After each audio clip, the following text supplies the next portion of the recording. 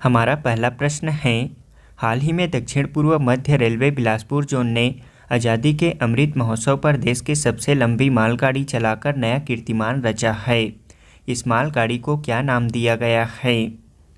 इसका right answer है option C, super Vasuki. बता दें कि दक्षिण पूर्व मध्य रेलवे बिलासपुर जोन ने आज़ादी के अमृत महोत्सव पर देश की सबसे लंबी मालगाड़ी चलाकर कीर्तिमान रचा है। इस मालगाड़ी में 5 मालगाड़ी के 295 वैगन को एक साथ जोड़कर 6 इंजन के साथ 27,000 टन कोयले का परिवहन किया गया। 3.5 किलोमीटर लंबे इस मालगाड़ी को रेलवे ने सुपर वासुकी मालगाड़ी नाम दिया है। यह गाड़ी कोरबा से राजनांदगांव के परमकला के बीच चलाई गई। इस दौरान कोरबा से राजनांदगांव के बीच 267 किलोमीटर की दूरी को ट्रेन ने 11 घंटे में तय किया।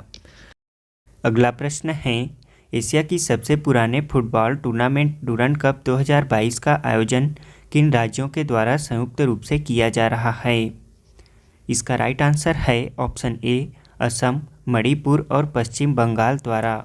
बता दें कि इतिहास में पहली बार डूरंड कप कई राज्यों के शहरों द्वारा संयुक्त रूप से किया जा रहा है, जिसमें पश्चिम बंगाल, असम और मणिपुर शामिल हैं। डूरंड कप भारत में 3 प्रमुख फुटबॉल टूर्नामेंटों में से एक है। इसमें 2 अन्य टूर्नामेंट हैं, इंडियन सुपर लीग और सुपर कप।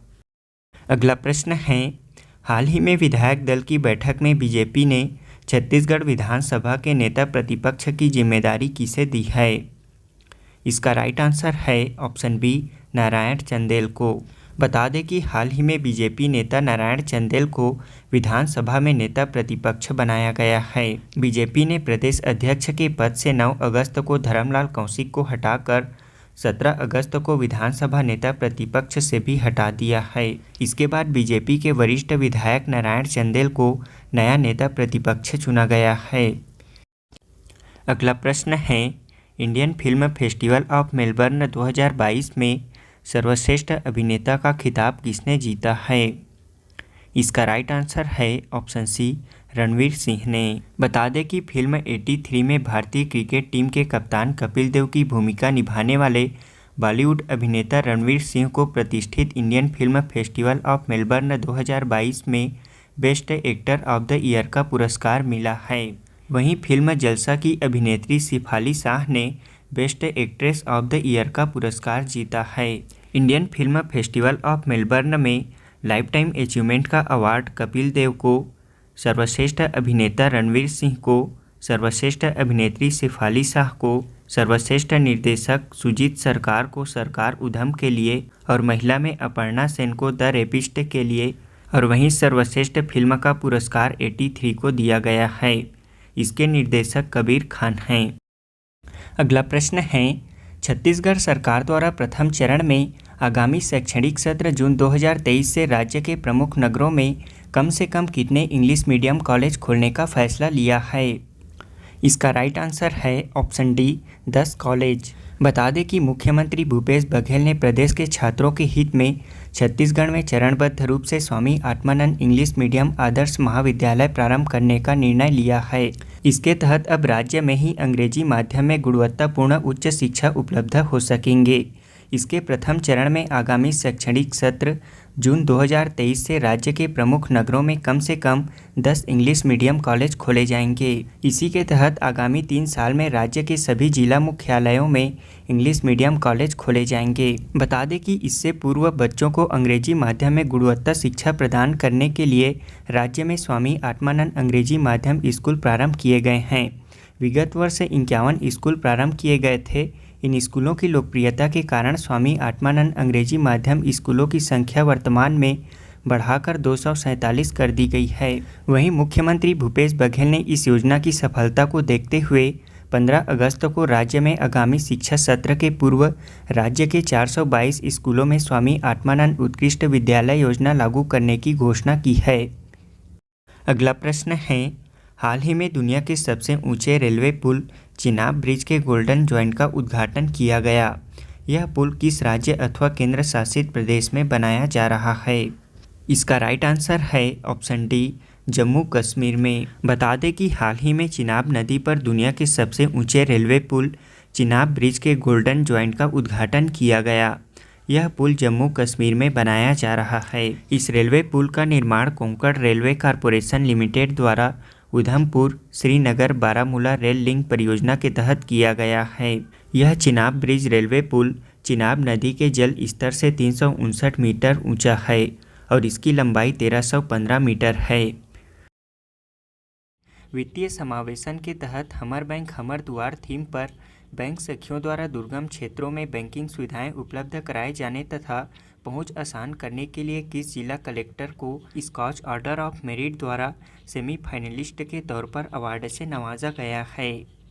इसका राइट आंसर है ऑप्शन डी, धमतरी के कलेक्टर PS एल्मा को। अगला प्रश्न है, पुत्र की दीर्घायु के लिए मनाया जाने वाला हलषष्ठी अथवा हलछठ व्रत पूजा किस तिथि पर की जाती है? इसका राइट आंसर है ऑप्शन सी, भाद्रपद कृष्ण पक्ष षष्ठी में। अगला प्रश्न है, छत्तीसगढ़ शासन के द्वारा नवा रायपुर में विद्युत उपकरणों की टेस्टिंग के लिए राष्ट्रीय स्तर की प्रयोगशाला तथा परीक्षण केंद्र की स्थापना हेतु किसके मध्य MOU किया गया है? इसका राइट आंसर है ऑप्शन सी, केंद्रीय विद्युत अनुसंधान संस्थान बेंगलुरु के मध्य। अगला प्रश्न है, छत्तीसगढ़ सरकार द्वारा नागरिकों के सशक्तिकरण के लिए किसके सहयोग से राज्य में जन जागरूकता अभियान चलाया जाएगा? इसका राइट आंसर है ऑप्शन ए, यूनिसेफ के सहयोग से। अगला प्रश्न है, हाल ही में राकेश झुनझुनवाला का 62 वर्ष की आयु में निधन हो गया।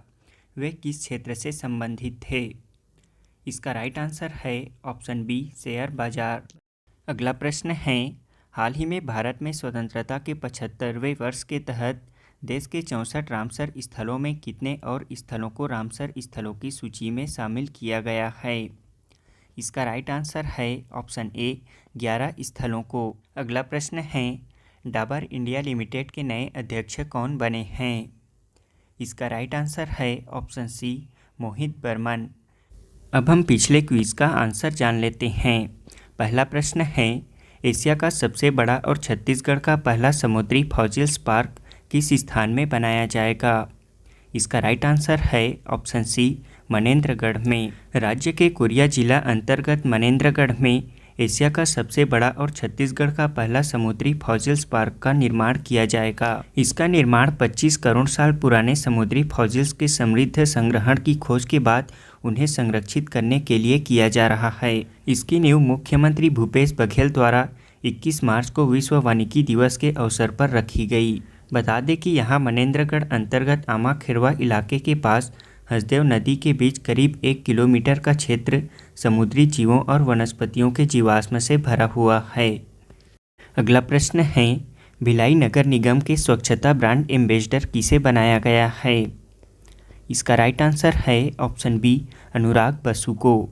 भिलाई नगर निगम के स्वच्छता ब्रांड एम्बेसडर अनुराग बसु को बनाया गया है। बता दें कि भिलाई नगर निगम द्वारा स्वच्छता के प्रति लोगों को जागरूक करने के लिए 20 ब्रांड एम्बेसडर का चयन किया गया है। इसमें बॉलीवुड फिल्म डायरेक्टर अनुराग बसु भी शामिल हैं। अगला प्रश्न है, भारत सरकार के जल शक्ति मंत्रालय द्वारा तृतीय राष्ट्रीय जल पुरस्कार के तहत छत्तीसगढ़ के किस ग्राम पंचायत को द्वितीय पुरस्कार से सम्मानित किया गया है? इसका राइट आंसर है ऑप्शन डी, छिंदिया ग्राम पंचायत को। राज्य के सूरजपुर जिले के छिंदिया ग्राम पंचायत को भारत सरकार के जल शक्ति मंत्रालय द्वारा तृतीय राष्ट्रीय जल पुरस्कार के तहत राष्ट्रीय स्तर पर सर्वश्रेष्ठ ग्राम पंचायत का द्वितीय पुरस्कार प्रदान किया गया है। इसे जल संरक्षण एवं प्रबंधन के क्षेत्र में उत्कृष्ट कार्यों के लिए छिंदिया को सर्वश्रेष्ठ ग्राम पंचायत के रूप में पुरस्कृत किया गया है। अगला प्रश्न है, देश की सबसे बड़ी कार निर्माता कंपनी मारुति सुजुकी इंडिया के नए MD और CEO कौन बने हैं? इसका राइट आंसर है ऑप्शन डी, हिसाशी ताकेयूची। हिसाशी ताकेयूची को देश के सबसे बड़े कार निर्माता कंपनी मारुति सुजुकी इंडिया के नए MD और CEO बनाया गया है। मारुति सुजुकी इंडिया की स्थापना सन 1982 में की गई थी। इसका मुख्यालय नई दिल्ली में स्थित है। अगला प्रश्न है, डफ एंड फिलिप्स द्वारा जारी सेलिब्रिटी ब्रांड वैल्यूएशन रिपोर्ट 2021 के अनुसार भारत में सबसे ज़्यादा ब्रांड वैल्यू वाले सेलिब्रिटी कौन बने हैं? इसका राइट आंसर है ऑप्शन सी, विराट कोहली। भारतीय क्रिकेट टीम के पूर्व कप्तान विराट कोहली इस साल भी देश के सबसे ताकतवर सेलिब्रिटी लिस्ट में पहले नंबर पर हैं। विराट कोहली 18.57 करोड़ डॉलर यानी कि लगभग 1400 करोड़ रुपए के ब्रांड वैल्यू के साथ लगातार 5वें साल शीर्ष स्थान पर बरकरार हैं। वहीं आलिया भट्ट 68.1 मिलियन अमेरिकी डॉलर की ब्रांड वैल्यू के साथ चौथे स्थान पर हैं, जिसके साथ वह भारत की सबसे मूल्यवान महिला सेलिब्रिटी बन गई हैं। इस लिस्ट में शीर्ष प्रथम स्थान पर विराट कोहली, दूसरे स्थान पर रणवीर सिंह, तीसरे स्थान पर अक्षय कुमार हैं। यह रिपोर्ट डफ एंड फिलिप्स द्वारा जारी की जाती है, जिसका मुख्यालय अमेरिका न्यूयॉर्क में स्थित है। हमारा आज के क्विज का पहला प्रश्न है, स्टॉकहोम इंटरनेशनल वाटर इंस्टीट्यूट द्वारा स्टॉकहोम जल पुरस्कार 2022 से किसे सम्मानित किया गया है। दूसरा प्रश्न है, भारतीय भुगतान परिषद के नए अध्यक्ष कौन बने हैं। तीसरा प्रश्न है, वित्त वर्ष 2021-22 में भारत का सबसे अधिक सब्जी उत्पादन वाला राज्य कौन बना है।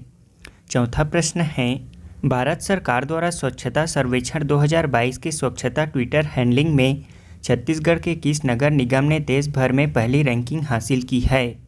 पांचवा प्रश्न है, छत्तीसगढ़ के 28 जिलों में किस पुलिस स्टेशन को बेस्ट पुलिस स्टेशन का अवार्ड दिया गया है।